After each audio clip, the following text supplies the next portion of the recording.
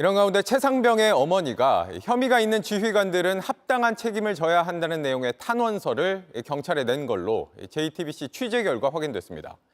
경찰은 이달 안에 최상병 사망 원인 등에 대한 수사를 마무리하고 결과를 발표할 예정인데 어머니의 탄원서가 변수가 될 수 있다는 관측입니다. 유선희 기자가 취재했습니다. 최상병의 어머니가 지난달 해병대로 보낸 편지입니다. 아들이 순직한 지 1년이 다 돼가는데 수사에 진전이 없어 염려가 된다는 엄마의 절절한 마음이 공개돼 많은 사람의 마음을 울렸습니다. JTBC 취재 결과 최상병의 어머니는 경북경찰청에도 편지와 비슷한 취지의 탄원서를 낸 것으로 확인됐습니다.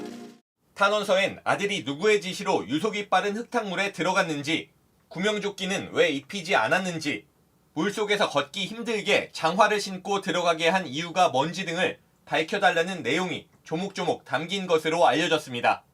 최상병의 어머니는 특히 안일한 군 지휘관들의 행동으로 아들이 희생됐다. 혐의가 있는 지휘관들은 합당한 책임을 져야 한다는 취지의 의견도 낸 것으로 전해졌습니다. 무리한 수색을 직접 지시한 지휘관뿐 아니라 해야 할 일을 하지 않은 지휘관들까지 철저히 수사해달라는 겁니다. 오는 19일 최상병 순직 1주기를 앞두고 경북청은 이달 중 수사 결과를 발표할 예정입니다. 경찰 수사 결과는 아마 한 10여일 후면 발표되지 않을까. 경북청은 지난해 해병대 수사단이 넘긴 사건을 받았다가 그날 군검찰에 다시 내줬고 국방부 조사본부가 재검토한 사건을 다시 넘겨받아 10개월 넘게 수사하고 있습니다. 지난 5월에는 임성근 전 해병대 1사단장을 불러 조사했고 제가 하지도 않는 수중 수색 지시를 제가 했다고.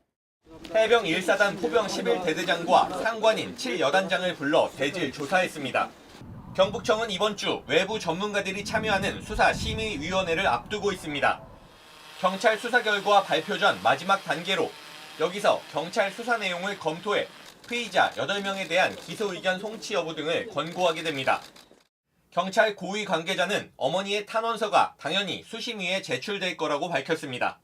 진실을 밝힌 뒤 아들만 추모하면서 여생을 보내고 싶다는 엄마의 탄원서가 경찰의 최종 결정에 변수가 될 거라는 전망이 나옵니다.